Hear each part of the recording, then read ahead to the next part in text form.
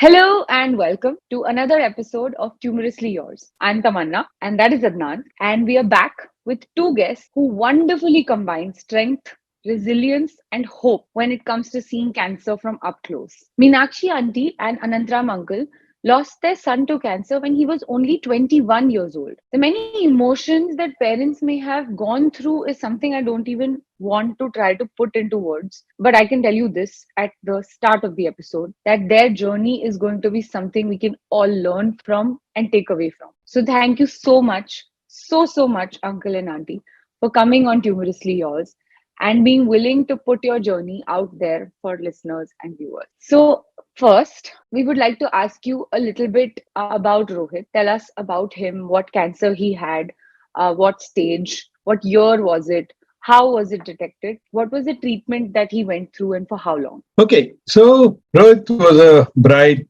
precocious kid. He lived life quite fully and he did things which many kids didn't do in their early years.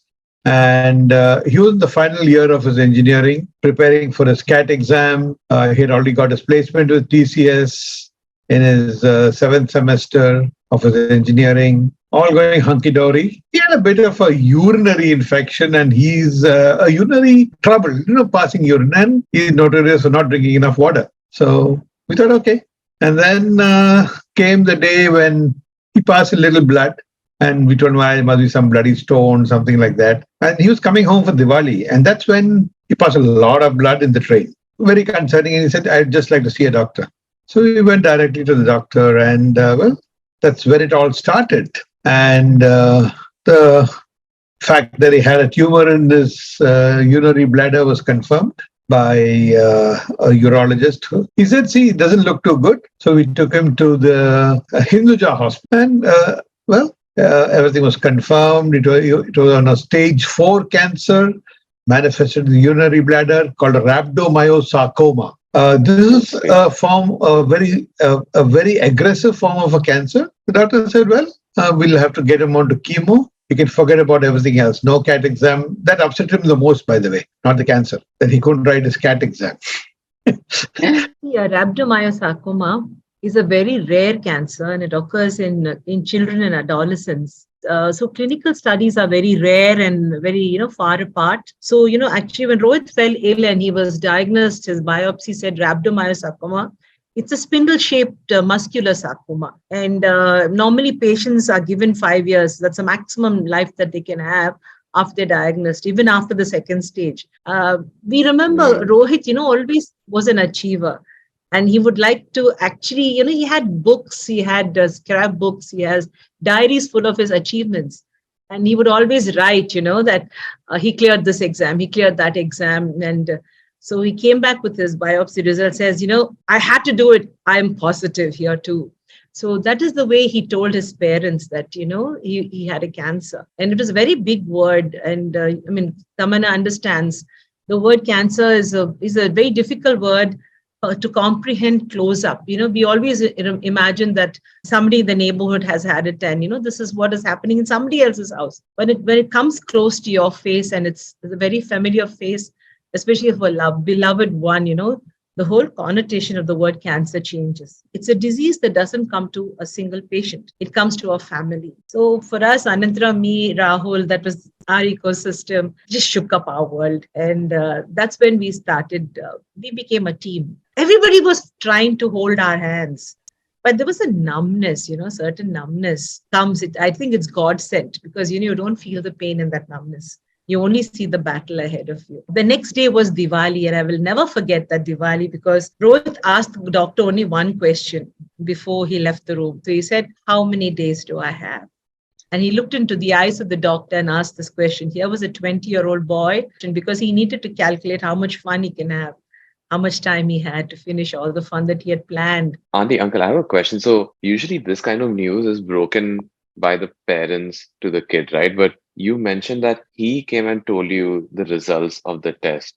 So he was the first one who got to know about this. How old were you guys when this happened, and what did you guys go through when you first heard this news from him? The fact that, Rohit was insistent that he should know because he was very curious and somewhere deep down he somehow knew it already. It was not affecting him. And there was a lot of maturity in the way he took the answer. And I remember asking him, because he was very happily telling everybody, oh, I have a cancer and I'm no problem. I'm going through chemotherapy. And one day, I caught him and I said, I'm suffering every day. And you are like, telling everybody like as if it's your birthday. Not one day did you ask, why me? Do you know what he said? A few months back, I was selected to represent India at the HSBC Voyage of Understanding.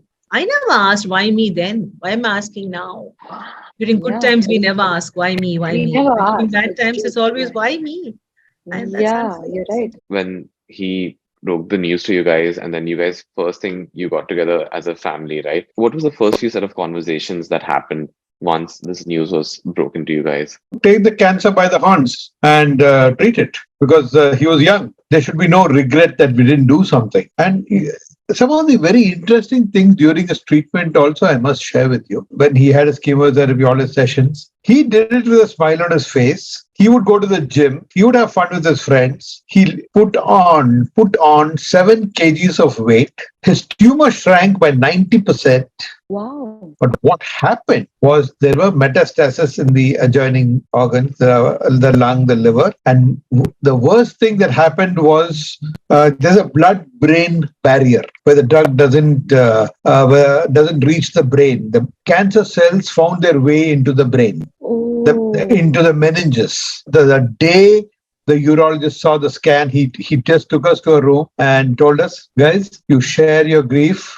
Do what the hell you guys want. I'm leaving you alone. He gave us his cabin. He walked out and he says, when you guys are done, I'm going to come back to a room of 2 smiling parents. That's the face you're going to have for whatever is going to happen hereafter. I mean, he was looking really fit, I must tell you. He had muscle, he had energy and all that. But then this radiation took him, and then the doctor said, he says, for me to continue with 9 more cycles of radiation is going to go against my conscience. I can't do it. So what do you want me to do? He says, I will learn. My hospital will learn. And I will go through it because that is what is prescribed. As on a personal level, this is what I want to share with you. We just told him one thing. If Rohit was your son, what would you do? He said, I would just stop it at this very second. Take him back home. Give him a good quality of life as long as he wants. And so we took the decision, no more, because he was already his knees were buckling.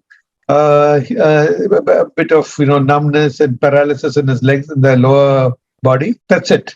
I have a question, Uncle. Yes. So you knew that this is sort of now he's saying that, okay, I can't make it better, but I don't want to make it worse. And so you knew that this is now that line where you're choosing to just let him live as long as he lives in the best way that he can live. But I know maybe many years from now, it is maybe 5% simpler, easier to say it. But at that moment, how did you deal? How did you feel? See, we could see this boy suffering. That's a bigger pain for any parent, more so for the mother. His skin had blackened, his lips had blackened, his nails had blackened, he had lost his hair. That's bad enough. Rohit would often, because his mother is a scientist, so he would get back to me saying, Ma, he was paralyzed below his hip from the 15th of March. And he was desperate because he was a physical kid. He would try to get off the bed and his body wouldn't agree. So 2-3 times, he would fall and he'd fallen into my arms because I couldn't carry his weight. So one day he asked me, Mom, what's happening? What's happening to my legs? Will I be able to stand again? And I would fib to him saying that this is, it's reversible, son. So, once the radiation stops, once you trip, then, within a few months, it'll all bow. Your hair will come back. I was lying to him because that was the only hope I had. And he was living on this hope. So he would, in the bed itself, would sit and do biceps and tricep workouts and try to strengthen his legs. And he never had feeling. And one day when I was not there, apparently the oncologist had come and he shot the same question at her, saying, when will my treatment stop? Because once it stops, I will be able to walk. And she said, you will never be able to walk again. This is irreversible. You have paralysis. and you will die like this. And believe me, he died that moment. He gave up his battle that moment. And when I asked her, confronted her, say, why did you do this? She said, it's ethically wrong for me to lie to him. Ethically, I have to tell him the truth. And this is where I beg to differ. The only thing a doctor can give is hope, hope. From that day, it was the 22nd, it was 18th or 19th of March. He passed away on 22nd. A guy who could have pulled on with hope, that's one thing we always feel bad about. So it was a very painful thing there, the treatment didn't trouble him as much as the words of a doctor. Especially because you're saying that he's been fit through chemotherapy, which is so tough to be fit through. And if he's fighting, that is only because he was in his mind fighting. It was willpower. And this is just not empathetic at all. Like, where is the empathy? I'm shocked. We do palliative care. Both of us are medical clowns. We do palliative care. The first rule of palliative care is being empathetic. It's okay. If you can tell a lie to save someone's life or elegance or grace or dignity, do it. So I'm so sorry. We can't speak for like why the doctor made that decision to tell them, but there are two things definitely which is important over here is that like when going through a treatment like this, never kill someone's hope. And if you want to be honest, there is brutal honesty is one option, but even compassionate honesty is there. Like there is a nicer way to just be honest about something. Even when I was going through cancer, I would look to my doctor like God. I was like, okay, if he said eat this, I'll eat it. If he said don't eat it, don't eat it. If he said you'll be fine, I believed him. And if he had told me that no, you're not going to be fine, then the world could come and say that I'm fine. I wouldn't listen because I knew the doctor knew his thing. So, but having said that, chemotherapy is a wonderful way to handle cancer. I think it's the only way. But rather than the trials, the clinical trials, the medicines, the radiation, the human aspect is the most important. Every cancer patient has to have hope and the will to fight. And it is our duty in the ecosystem to strengthen that will. But you're so right about mind over matter. Even the time that when I was diagnosed, the first thing that the doctor said at that time was, he said, you have this. And I said, okay, what is how much time do I have? And is this going to get better? And he said, yes, but it's a journey that the two of us have to go through together. So he said, it's 50% me and 50% you. He told me 50% is willpower, 50% is medicine. I promise you, I will give you my 50% of medicine and I'll do my job. But if you keep your 50% of willpower, that medicine will work. So it's equal. At that point, it didn't mean so much. But now, over time, every time you hear a story, you're like, that doctor really knew what to say. He gave me strength in that 1 second. I was like, okay, I have to be strong. Of course, luck and mercy and God's blessing, all of that is a big part. But that hope he kept alive. But I want to change track a little bit. So, especially after what you've just told us, cancer in general as a disease and the way you have explained it to us could have really bittered you as people because you lost your child to this. But it's amazing how you have always had so much energy, so much positivity. And I want to know where it comes from. And you've started Rohit Memorial Trust, and I want everyone to know about it, where you are constantly helping cancer patients. I want to understand what drives you to do this and what has kept you positive. It was a promise to Rohit. See, we had 5 months from the day of his diagnosis to his departure. He would read Armstrong's story of, riding back to life, and he would read inspirational stuff about other cancer patients, and he would say, one day you write my story. And he gave us a title for his book. See, his zodiac was cancer. The title is not about my zodiac. He put us in the driver's seat. And but let me tell you, it was not easy. The moment as a mother, I was next to him when he passed away, I was relieved. And people might feel angry when I say this. He left a diseased body and he flew away out into another soul. His soul was alive. When he passed away, we didn't have a single room. We had to share the room with 4 other patients. And there was one patient opposite him who was a newly married man who had blood cancer. And he was not very badly off. But every day, this guy used to be frightened, "Main mar jaunga, main mar jaunga." He was newly married. He had a beautiful wife. And the moment Rohit passed away, it was 3:30 in the morning. Nurse came in and said, "Sorry, auntie." And for a second, I burst out. So from there, he said, "Auntie, kya ho gaya?" That gentleman from the next bed. And in a second, it hit me what Rohit said, that here is a guy who thinks he's going to die, but the person who was giving him courage in the opposite bed has just died. So I put the screen and I walked up there. He said, Auntie, kya hua? I said, no, we are getting discharged tomorrow. He's become okay. So he's excited, and that is why I shouted. And for a minute, I realized that I was Rohit's mother. I was doing just exactly what my son wanted me to do. That, because if he knew that that boy has died, he will die. This boy who's been listening to my son every day tell him that you are going to get okay. You're perfectly okay. Look at your counts. And when we went, he was sleeping. He didn't realize where Rohit went. So why I tell you this is sometimes we think that our pain is the biggest pain on earth. But for 1 year, I suffered everything. I would listen to a song and cry. Somebody would say something and that would just remind me of Rohit. Till one day, Rahul walked up and said, Ma, I am there still. I'm alive. Changed it all for us. And then we said, hey, maybe celebrating his life is a good idea. So his birthday, his anniversary is a day when we don't grieve. We celebrate it with children around us. We celebrate it with our family. We celebrate it with the kids in our building. We celebrate it with kids in an orphanage. We cut cakes. We distribute sweets. We distribute some goodies. And then we found that is what people actually wanted. They love the good atmosphere. And then we said, let's clown around. You both took his life and you celebrated instead of going the other way around. And it's so clear to me, like, he got this from you both. So Anant is holding Rohit's toy, that's Mumpy, and I'm holding Rahul's toy, that's Bonji. And these guys have become what we are. Today we are Mumpy and Bonji clowns. That is our clown names. I want to ask you about it. So one of the things you would have also noticed in all these years is that happiness and just showing any kind of happy emotion when you're going through cancer is something that not everybody in the society understands or appreciates. It's generally like you're supposed to be sad. You have very different opinion on this, and I love it. Like, I fully agree with it and I love it. And I remember that when we did medical clowning together, I was actually in awe of the magic that I felt there, because there were these terminally ill kids who you were making happy for that period of time. So I want to know, what is it? And like, I want everybody to know, what is it and what do you do and who is it for? When you wear We this have nose, them here.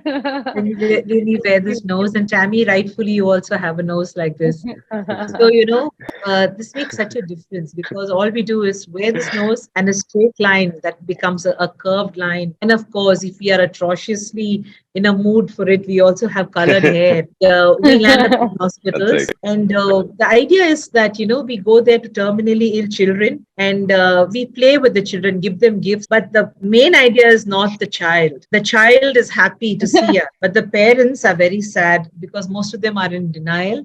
So Anantram and I talked to the parents on how to be ready to lose a child because the child is terminally ill. Nobody told us how it was, how we could handle that grief. And Mumpy and Bonji, we jump around for 15-20 minutes. And Tammy, it is so beautiful. You also know that minute you take out these clothes and wear those atrocious clown clothes, you become so powerful. You're like Superman. You become so powerful that you can see anything you want. With great power comes great responsibility. So when we walk into the hospital wards, the children are so happy. Dokal, clown, clown. They're happy. Their pain is gone. But the parents wonder, why are these people laughing at us? So when we tell them our story, and then most of them are in denial. Most of the parents don't want to understand that their child is dying. But when the child actually passes away, those parents reach us immediately. So the silly, atrocious looking clown doctors, we are actually very serious people. Clowning is very serious business. You see Mumpy, what all he's doing. He does all these serious Yeah.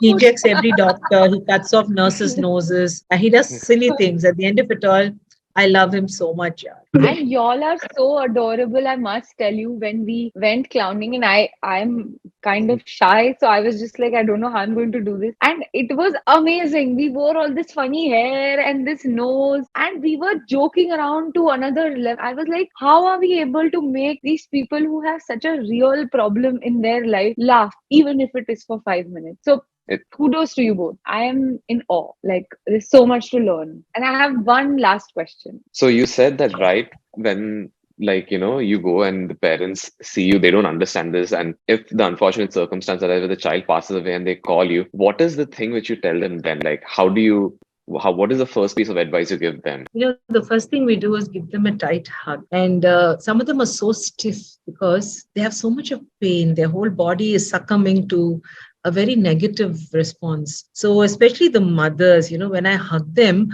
I feel resistance. But then after some time, slowly, I do not leave them till I get them to do it back to me. And that breaks the resistance wall. And I tell them that we are so lucky to have had these children. Imagine not having had these children. Some of them really cry. They realize that they've been denying this emotion. I tell them my story. I show them pictures. It's palpable pictures of Rohit as a child, of us as a family, because they are not looking at Rohit. They're putting their child's face into that body. And they're realizing that, that can happen to anybody. Then we tell them what to do practically. Now, things like life insurance. Many marriages break after a child gets cancer. All of us are human beings. We want to throw the blame on somebody else and absolve ourselves. So we prepare them. And, you have to go back stronger. So we talk about so many things, but the first advice we give is, cry. Cry. It's normal. You have to cry. Many of them have joined us again as clowns. They become ambassadors. They've come back because,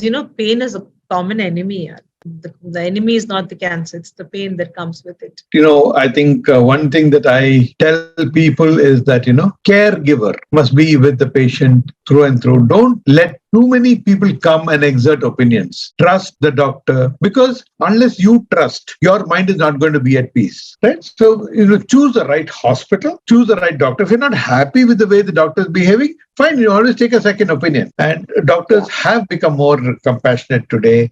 They do understand patients much better. It's nice to see that change from what we experienced. It is very important for us to know what not to say to a patient more than what to say. So these are things that we have to learn, and parents should learn first. Look after yourself. Unless you are fit, you're not taking your child anywhere. And fit is not just physically fit, mentally fit. Because, the battle is going to be very strong for the family member. The child is going through whatever, but those around. And, after the child passes away, sometimes the whole system crumbles. And that is the theme behind a book that Anantram and I are co-authoring. It's called You Can Survive. The families who have cancer patients, they die with the disease. The disease comes to the entire family. How do you survive the cancer? So this is the story. 2 clowns are going to be telling the story. Oh, Can survive. so Okay. nice. So this Very nice. book will How be do we on get this a copy of this?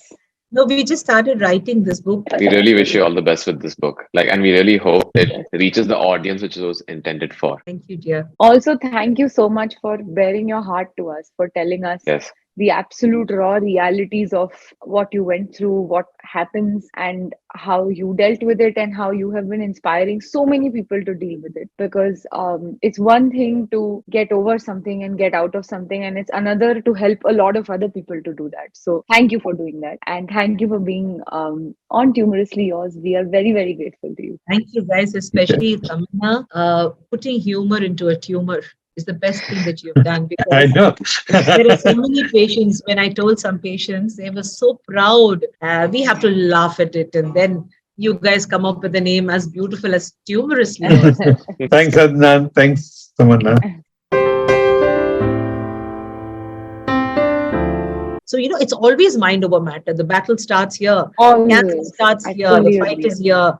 So, as soon as you see a cancer patient, don't say, oh, usko cancer ho gaya, bechara. No bechara. Think of it as a challenge. And Rohit taught us this.